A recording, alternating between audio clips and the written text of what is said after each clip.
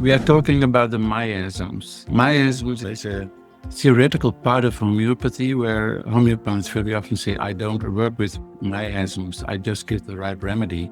And that's naive, because just giving the right remedy is two-dimensional. You prescribe a remedy of the picture that exists now. But this picture that exists now, it has been in the making. And in case of Sora, which is a kind of leprosy, it's developed from leprosy, is caused by the Bacillus of Hansen. And the Bacillus of Hansen is the oldest pathogenic bacteria in the world, and it's slowing down the dynamic of the economy of the vital force. And its incubation time may last up to 20 to 25 years, in a time frame where in 7 years our total body cellular tissue is renewed. So it's slowing down the making, the remaking, the renewal of our cellular tissue. And this is the action-reaction pattern, which is based on the third natural law of Newton, is slowed down. This is what Hahnemann calls the ground evil, the deepest disturbance. You slow down the life's economy. And if you do that, it makes you predisposed to different kind of infections where you cannot adequately respond anymore. And this is... Hello, homies, and a very warm welcome back to Homeopathy Hangout, where today we get to speak with Ewald Stöteler. Welcome to the show, Ewald. Thank you for inviting me. So lovely to have... Happy to be here. Oh, it's lovely to have you on. And for anybody watching on the video, you have to just see the image of the beautiful sculpture of Samuel Hahnemann just looking over Ewald's shoulder. It's I feel like I'm interviewing the two of you at the same time. It's beautiful. Ewald, now we have a tradition here on the podcast, and we start the same for all of our guests. You have to tell us how you were first introduced to homeopathy. Well, this was in 1977, January. I went to Amsterdam. There was a congress about alternative medicine. And half a year later, I thought, well, I went to that congress and I took some information about different occupations, schools in complementary medicine. So the only one I found back was homeopathy, the study of homeopathy. So I asked more information and I opened the book, and then the sun started shining. So I started then and never left it. So this is 47 years now, I think, 47, 48 years, yes. Oh, amazing. Has been the leading line of my life. So I've been practicing homeopathy. I've been busy and occupied with Hahnemann. He wrote 2 major books. The one is the Organon, well known to every homeopath. And we translated the 6th edition, which was not translated in those years in Dutch yet. So we translated it twice, and then the original translation from Gutze came out, and then we stopped. And I studied the Organon for 5 to 7 years so in a row. And I thought, well, this is homeopathy, and now I know what I have to do. And then I came across the book, The Chronic Diseases. And then it turned everything upside down again. So during my homeopathic life, so to speak, I gave a lot of seminars, and I came across the fact that the chronic disease is very rarely read. Almost no homeopath read the chronic diseases. And at the end of the theoretical part of the chronic diseases, Hahnemann says, this is my grand manual. This is how to do it in practice. And he's not talking about the chronic patient, he's talking about the chronic diseases. So I made a shift from treating the patient to treating different disease forms. And that was inherited diseases, constitutional diseases, biographical diseases, acute miasmatic diseases, venereal diseases, iatrogenic diseases, organ deficiencies. So this has made quite a different approach in homeopathy. It's like Compton Burnett and Emil Schlegel, who worked like that but didn't explain it. And so I learned to know how to use intercurrent remedies, nosodes, mineral remedies, plant remedies. Mineral remedies as being constitutional remedies. Our constitution consists of water and minerals. So the mineral remedies, our vital force, uses minerals to build up our constitution. So the constitutional diseases, to cure that with antisorics, is to be done by mineral remedies and cannot be done by plant remedies. As early as page 5 in the chronic diseases, Hahnemann says, if you start treating chronic diseases with plant remedies, The beginning is promising, the continued treatment is disappointing, and the outcome hopeless. So he makes very bold statements there, and I've been integrating in my homeopathic practice and it's very effective. So it's so effective, as a matter of fact, we have a school in the Netherlands and we have a school in Japan based on this different approach. So we are not looking for the ultimate simillimum, so to speak, which is quite common in homeopathy, but we are looking for the disease tendencies. So if we have a disease problem, then the process that is leading to this symptomatology, to this expression, that's the disease, the dynamic disturbance in the background. And that can be very diverse. It can be inherited, it can be biographical, it can be an epidemic. So this is quite a different approach, and it all leads back to Hahnemann. That's why he's looking over my right shoulder. Everything is based on his works, very old-fashioned and very modern and very effective and very rewarding, both for the homeopath and for the patient and for homeopathy as a healing system. Amazing. So you have just put in a nice, tidy little package absolutely everything that I want to talk about. So everything that you've just said, we need to unpack step by step by step. Okay, yeah. Because Okay.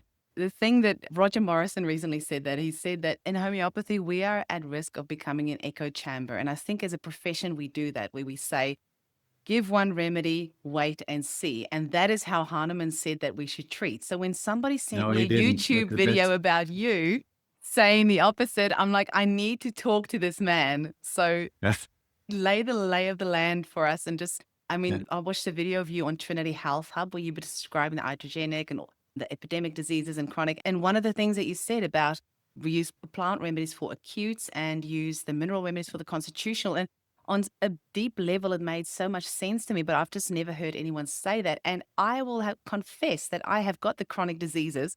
I've never read it. It's sitting on my. So I am one of those Well, a little less, I would homeopaths. say. Yeah.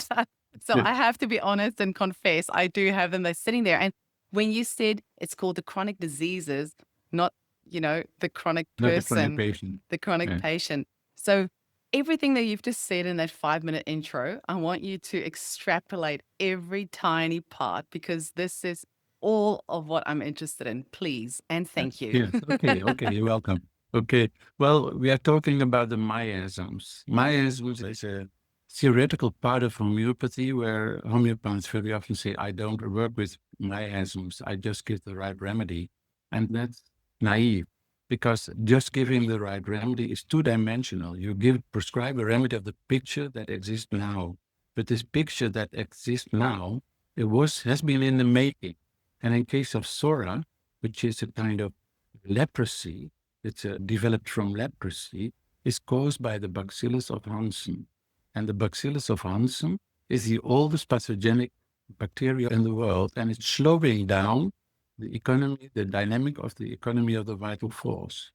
And its incubation time may last up to 20 to 25 years, in a time frame where in 7 years our total body cellular tissue is renewed. So it's slowing down the remaking, the renewal of our cellular tissue.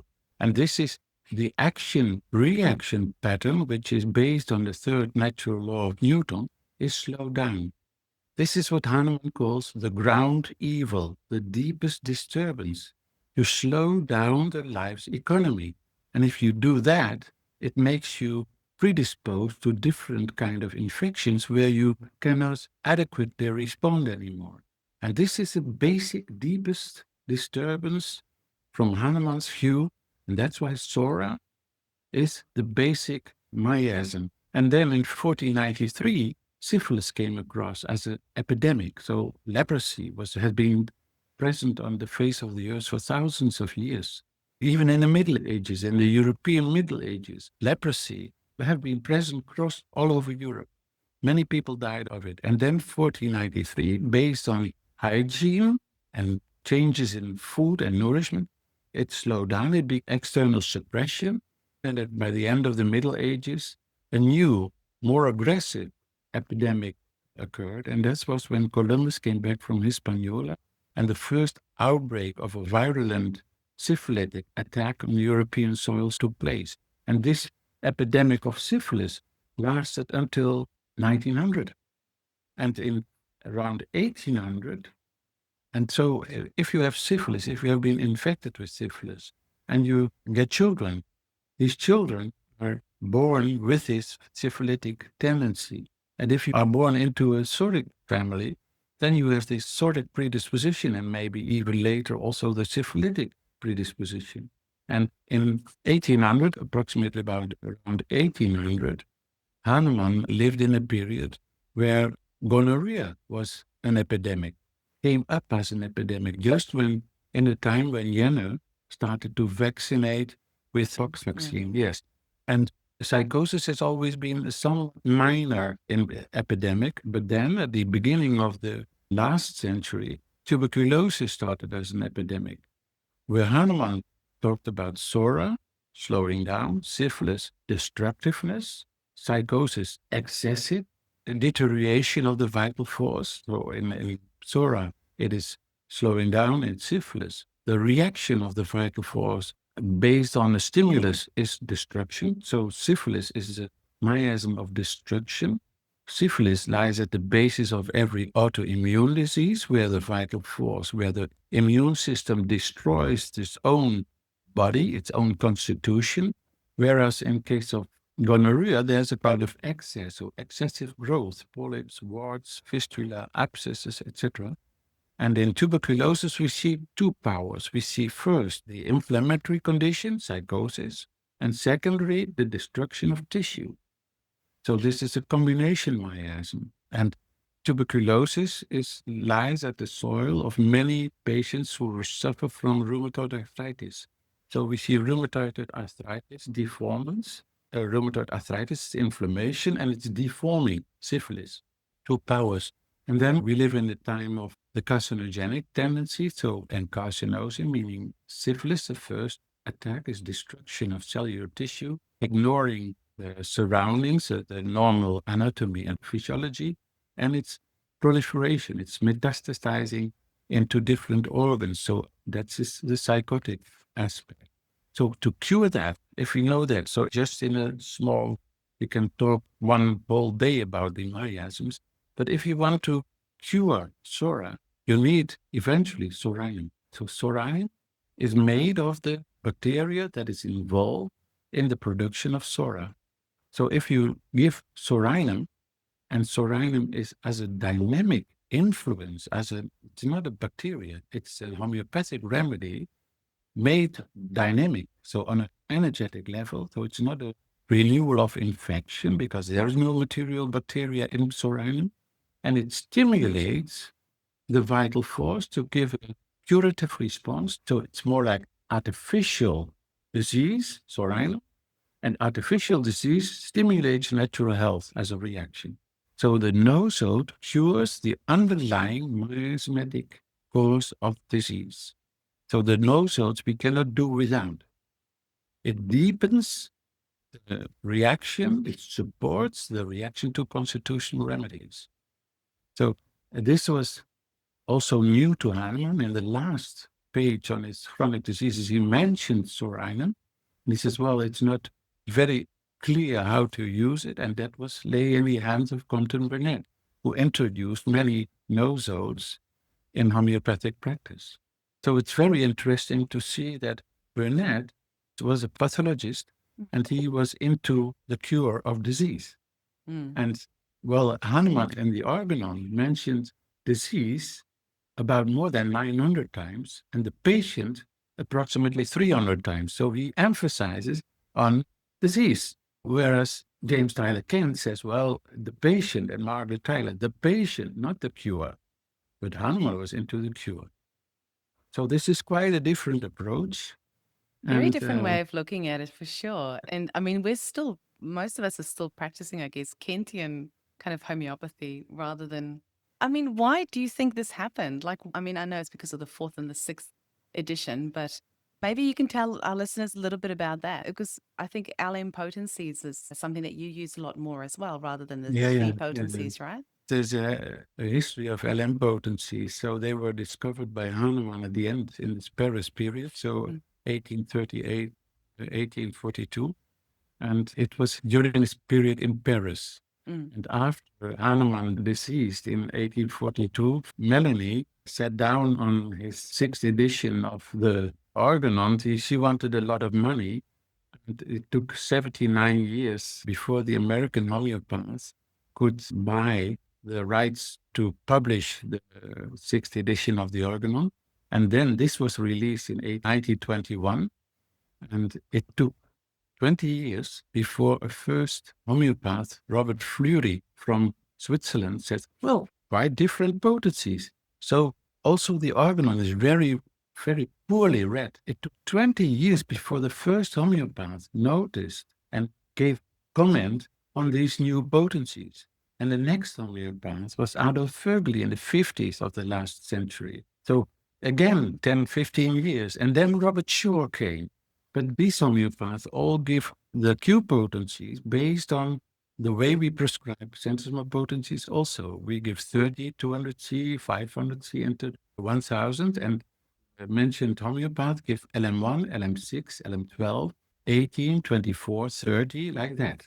But this is not down only way. If you look at the Organon, paragraph 246 and further, he says, you start with the lowest, so it's multiple, 1 or 2, maybe 3, and then you raise to the next potency. So you go from LM3 to LM4 to 5, and you can give them on a daily basis. So your healing input is much larger, much more vigorous, and get mild, much more effective if you can prescribe a homeopathic remedy under condition that it's liquid and that it's succussed in between, so you never repeat exactly the same potency, but you adjust it by every dose with 2 or 3 or 5 or 10 succussions based on the reactive powers of the patient. This is the history of the patient, and then Kent used the 4th edition of the Organon and made homeopathy big in Europe, in America, and all over the world, and that's wait and see. Just give 1 dose and wait and see. And that's what Hahnemann says in the Organon. He mentioned in paragraph 276, I think, in the footnote, he calls the centesimal potencies a mistake in lack of better knowing. So because I didn't know better, I used centesimal potencies for years. But these are the Q potencies, LM potencies are the optimal potencies. So we're such an interesting profession. I mean, we're already have so many different, remedies to work with, and we've got our miasms and we've got different ways of prescribing. But then the fact that there's this, split where you can't help but wonder that if the 6th edition was released while Hahnemann was still alive, maybe we'd be more like cohesive as a profession. But, the part of like the really funny thing about our profession is that because the founder of homeopathy, his final words on the topic wasn't released till the 80 years after he died. And I know there's conflicting information, but some people say that Hahnemann actually told Melanie to hold on to it because he believed that people weren't ready for this new way of prescribing, or she was being protective of it. And some people say it was greed, and we'll never really know the truth of it. There's various things out there, but that is a very strange thing about our profession. I don't know if any other profession has that, where 80 years after the founder passed away, all this updated information came out. And so it does make it very interesting. The crisis broke out as early as 1830. So when Hahnemann, 1828, when he released the first edition of the chronic diseases and he introduced the miasms into the spectrum of homeopathy, there was a total confusion. Nobody understood the high potencies, it's 30C. They didn't agree with that, the homeopathic community. And the theory on the miasms was also not accepted. So it's difficult for homeopaths to comprehend that. I think Hahnemann was so far ahead of his time, though. I mean, he was centuries ahead of his time. I think we're still trying to, we still haven't fully grasped the brilliance of, his work. Really, I wrote a book on Hahnemann's homeopathy, and Vatsala Sperling wrote a comment on that, a review, and she was totally confused also about the writings of Hahnemann. The homeopaths, as a rule, do not know that. And that's, in my opinion, when we go to our school, our homeopathic school, and the teacher teaches not Hahnemann, but teaches his own experience or what he has been taught by the former teacher. And so from generation to generation, new methodology and new approaches. And in the meantime, we go farther off from what Hahnemann wrote. And this is what I did, at least. I have been invested 45 years in the writings of Hahnemann. Have you And got a in copy of your book handy? Because I didn't get a copy over here quick this is enough to have it ready. Oh, beautiful. And it's like 578 pages or something like it's that. just quite a So it's Wow. bold with references to Hahnemann. So parts of the chronic diseases and parts of the organon melted together, not melted together, but mentioned one after another and explained based on my 40-year experience. Amazing. When you said you had a translator, do you speak German as well as Dutch? Or how did... Yes, ja. Ich Ja, spreche Deutsch.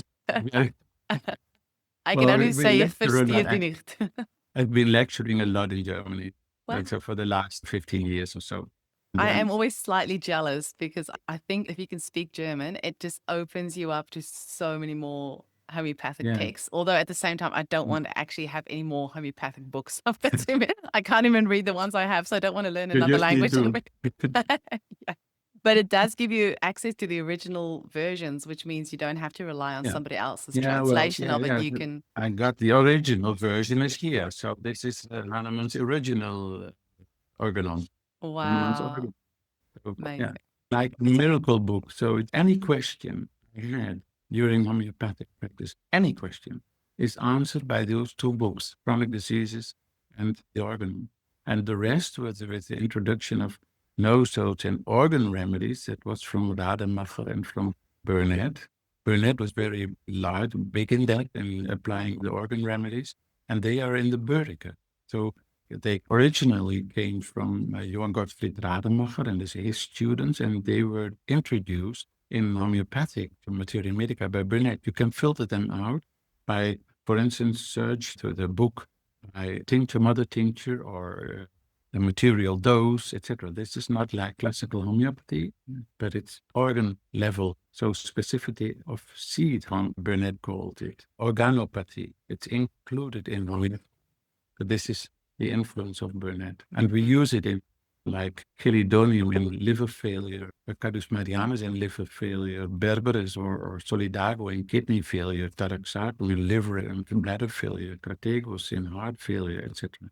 And then you use the mother tincture when the organ is not capable of responding in a healthy way. So it's not only dynamical, but it's also very functional and sometimes even material. I'm a huge fan of organotherapy and Burnett. Yeah.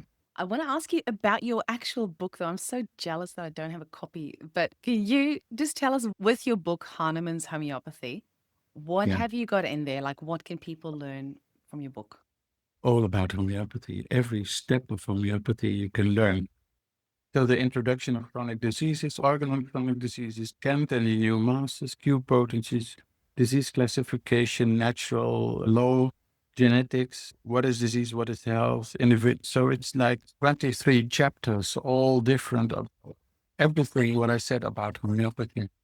That's great. Yeah. If you can hold it, I usually try when I have an when I have an author, I usually try to have like a copy of the book up while they're talking so I can show people, some of the chapters on there. But I mean, I did see some of it on your... We can send you one. Yeah, just for our listeners as well. I mean, I did see it on your website as well. You've got a lot of the information on there, so people can have a look there too. Yeah, from dynamic disease, material disease, dose, posology, intercurrent remedies, and miasms. Hahnemann used, for instance, in approximately 80% of his cases, first a dose of sulfur and then the indicated homeopathic remedy. So you have to think in an anti-miasmatic way to do that. And otherwise you just follow the rules and have no idea what you're doing. And this is what is explained in every page of the book, every step. Just as I explain it to you, this is very clear. And people can comprehend it and can understand it and say, well, you can sense that it's true, and in practice it's true. I will say, if I say something that is not true to the participants in my courses, then I multiply multiply a lie if it's not true. So I'm very secure in Mm. that what I tell, what I pretend is true, and then it's very effective. For instance, after this interview, we have a seminar about blue tongue, the homeopathic treatment of blue tongue in sheep.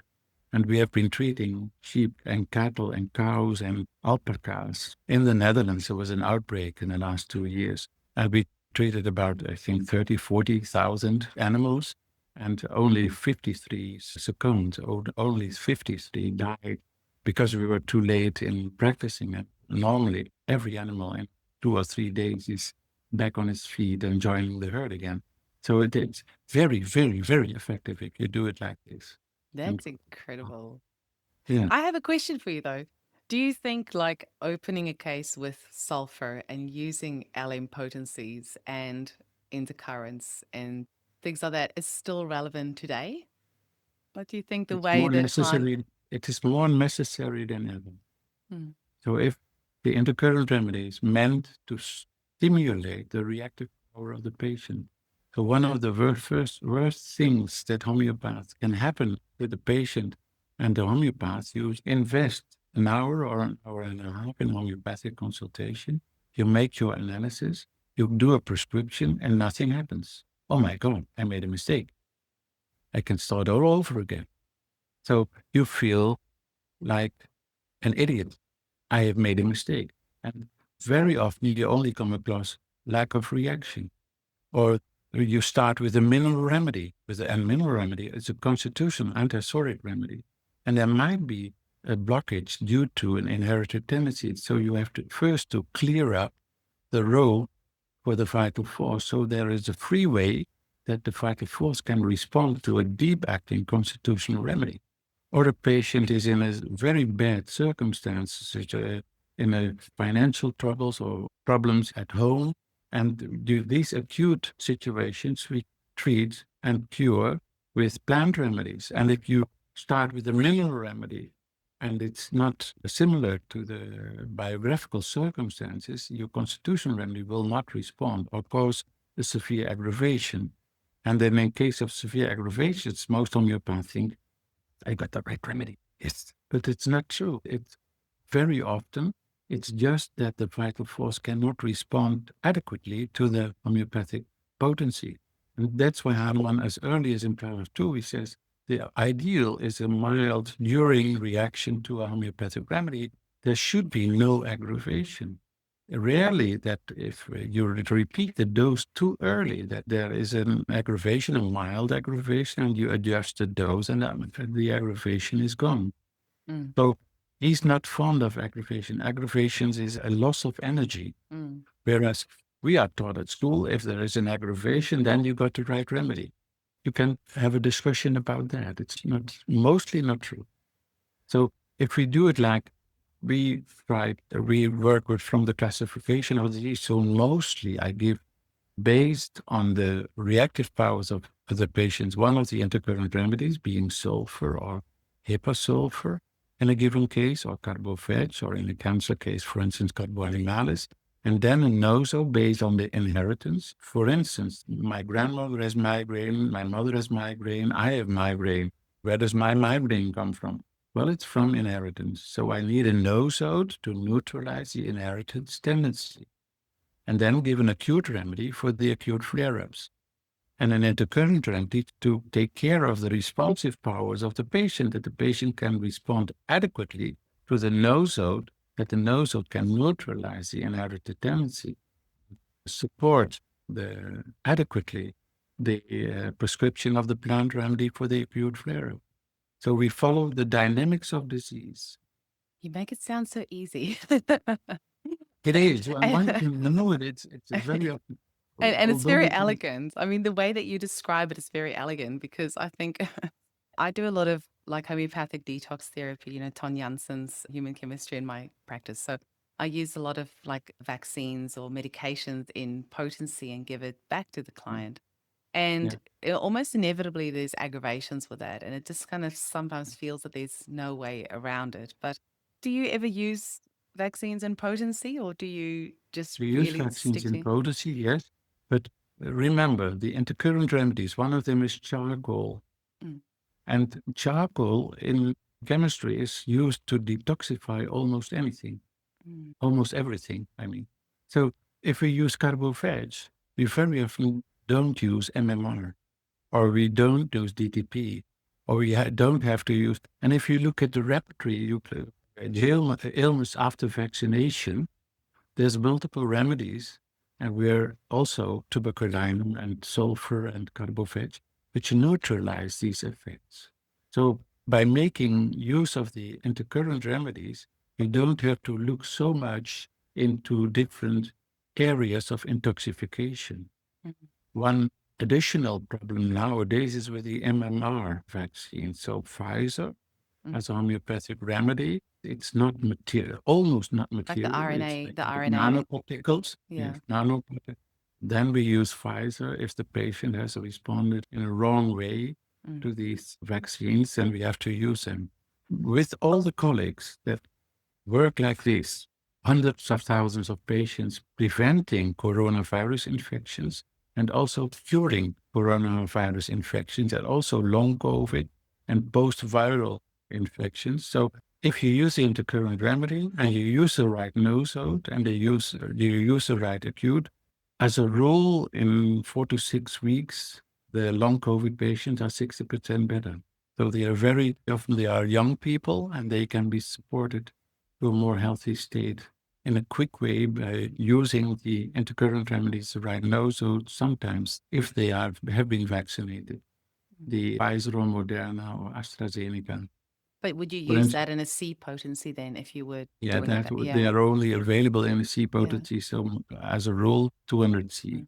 And intercurrents, like would you do your intercurrent and your nosode and your constitutional, like all of that in an LM, or would you do some of them Yes, in C? well, that's a very important topic, the posology. If we use, for instance, the nosode syphilinum, which was very often indicated in the coronavirus infection, and I advised all the colleagues to start with syphilinum 7 and arsenicum 5. So in sulfur 1. So we give sulfur NM1, syphilinum 5, and arsenicum 5. Syphilinum 7 and arsenicum 7. Why so high, one could ask?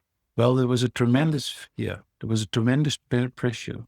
There was a tremendous anxiety, fear of death, watching hands continuously, fear of infection. If you repertorize these symptoms, syphilinum and arsenicum are up front. And it's very fear-creating, anxiety, anxious situations for patients. So this justifies a somewhat higher potency. And I treated many, many patients also who worked in hospitals, worked in the ER, etc. And nobody died in all those years. Nobody died because of COVID. And if they got COVID, they were restored to health in 3 days. 72 hours is so a major time frame in which the patients have come out of this acute crisis. It's always three ways. We have natural law. We treat patients based on natural law. Everybody has a father and a mother. So everybody has an inheritance. It's a duty to have a father and a mother. So it's an obligation. Every person has a father and mother. Every person, every human being has a body. And every human being has a biography. So three ways we can prescribe on inheritance, we can prescribe on the constitution, and we can prescribe on the biography. We can prescribe a plant remedy, we can prescribe a mineral remedy, and we can prescribe a nosode. And these are complementary. So rhinum is complementary to sulfur. Aconite is complementary to sulfur. Aconite is acute of sulfur. Sulfur is a constitutional remedy or an intercurrent, sometimes a constitutional. And where does the sulfur symptomatology come from? From the psoric miasm. So psorinum is in the background. So the same goes for tuberculinum, calcarea, phosphorica, rustox. You see? Yeah, we have a patient with rheumatoid problems. You prescribe rustox, but it's a family tradition. More people in the family, more patients in the family suffer from rheumatoid infections. So rustox cannot cure the rheumatism in the family history. You need tuberculinum for that. But tuberculinum and rustox look very much alike. If you look at the Materia Medica, they look almost identical. And yet, tuberculinum is not a good remedy to prescribe as an acute remedy. And Rostock's is very poor in neutralizing the inherited tendency, its incapacity. So they are complementary. They approach two aspects of the rheumatoid disease. So this is complementary. I call it contextual materia medica. Where does the pathology come from? Mm. What runs in the family? What influences the health condition of the patient? And this can be neutralized by the nosode. And there's a trick. The nosode should always be given in the highest potency to deblock the vital reaction of the patient. And another tip before colleagues start with sorinum, don't start with sorinum in patients who suffer from chronic neurodermatitis. So when there is a chronic eczema, be very careful with sorinum. You know that it will create aggravation. Be very careful with sulfur also. Just look away. You have to make very clear homeopathic case history to see what approach is the best to cure these chronic dermatitis situations. And when you're doing all of, I mean, what you're saying makes so much sense as you're saying it. Oh, yeah, of course, it makes complete sense what you're saying. And yet that's not what we do. Well, I don't anyway. I need to. I need to read your book, though. It sounds absolutely incredible.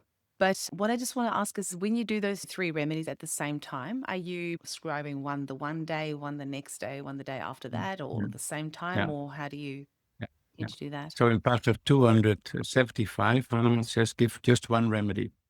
But if you read thoroughly, he said to give one remedy for one disease. And if that's what he says, one remedy for this one disease. And if the patient suffers from three diseases, you can give three remedies, but in alternation. The word alternation very often occurs in autoimmune and chronic diseases, not together, but alternate, meaning that one remedy has a meaning that has to support the reaction to the other remedy. So if you're at a train station, and in the Netherlands, tubquinine goes to Amsterdam, and calcarea phosphorica to Groningen, and Rustox to Maastricht. There's never a collision. There's never an accident. So they support one another. In sensible potencies, you can have an inimical reaction or an antidote.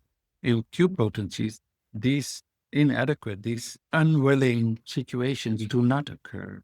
So That's in interesting. using Q potencies, they all behave friendly and complementary. So they support one another. Even remedies like lachesis and sepia, if you want, you can go from sepia one day to lachesis the other day without any remedy in between. In sensible potencies, you better do not, So because there interesting. can be, like with phosphorus or caustic, there can be an inimical reaction. This does not occur in Q potencies, and that's why Q potencies are more safe, Mm. and you can repeat them more often.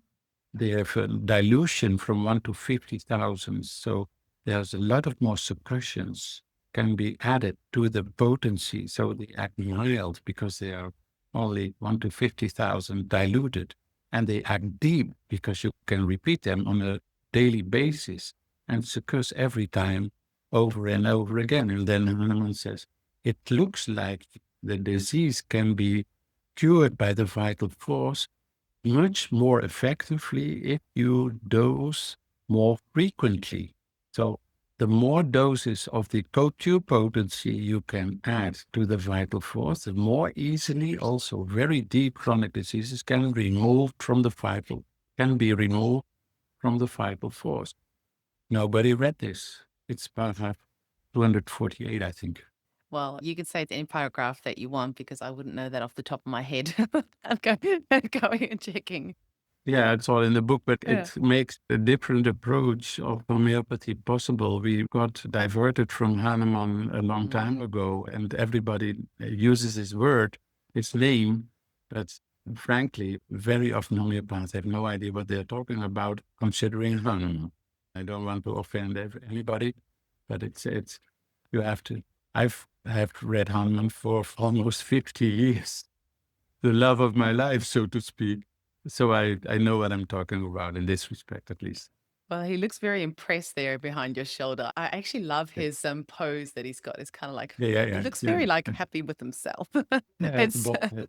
It's an absolutely beautiful sculpture. I can't like every now and again I'm having like a little giggle because it just feels like he's Yes. sitting here with us. It's so surreal. Yeah. Just observing. Yeah. Now, where else are you teaching this? Because I did see that Karen Allen's Trinity Health Hub has got like a Yeah. lecture series that you're doing with them. Yeah. And I just recently subscribed back to Trinity Health Hub. I used to be a member, but then because I had so many other subscriptions, I was like, oh, not one more. I'll just give it a little bit of a Yeah. break. But I've just resubscribed back, and oh my gosh, there's so much information there. So I was Well, excited to see your lecture series there too. But where else do you teach this? on a yearly basis, 3 weeks in Sicily. So 1 week a Dutch group, 1 week an English group, and 1 week a German group. And I treat 2 or 3 lectures weekends in Germany on a yearly basis, and 2 or 3 in Switzerland. And then webinars, every monthly webinar, monthly in webinars for Japanese speaking people. So once a month on a Wednesday evening between 7 and 9 in the evening, and once for German participants and once for Dutch participants. We have a congress in London next year. So we are very busy, and we have our own school, and we have the school in Japan, which is in its 3rd year now, just 1 year, and they have the school. This information from Hahnemann is also transferred to Japan, and we are Amazing. planning to do the same in the USA. And that starts Amazing. after, and we have a supervision. This will start in August, most likely for American participants, so also English. Amazing. And where can people get your book? Because we've got about 40% of our listeners are in America and about 20% in the UK and 20% in Australia. And then the rest are kind of like scattered all over, Europe and New Zealand and wherever else, South Africa. But whereabouts around the world can people purchase your book?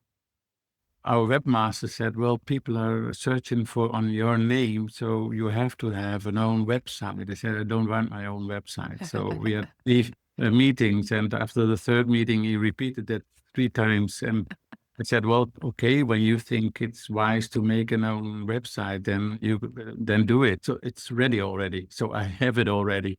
So my website is ewaldstöteler.com without an umlaut, so ewaldstöteler.com, That's brilliant. Yeah. and there you can find all the information about webinars and books and everything we do.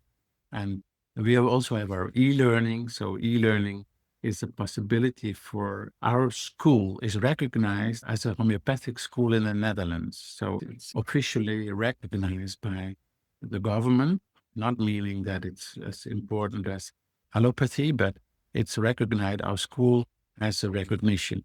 And we made e-learning in the Netherlands. It's blended learning. So students here come at location and do e-learning. But for the international participants, we have e-learning in English and in German. So Awesome. anybody all over the world, if they want to have a thorough education in the teachings of Hahnemann, can subscribe for this e-learning. You find all the information there also. And if you look at it, you will see that the homeopathy based on Hahnemann is quite different from what we have learned at our school. Mm. But it's very effective if we do it like that. And your e-learning, is that for somebody who is completely new to homeopathy who want to train to become a practitioner, or is it like a post-grad for homeopaths, or both? It can be from 0 to it's a Qualified? whole homeopathic education. Okay.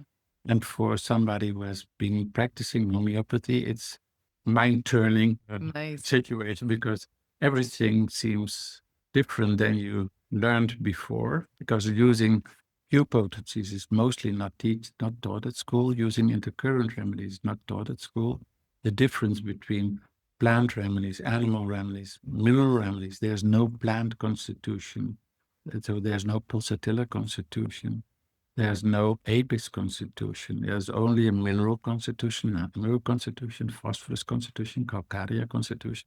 There's no nosode constitution. So these different remedy groups have different meanings, have the capacity and the necessity to support one another and to make a whole approach possible.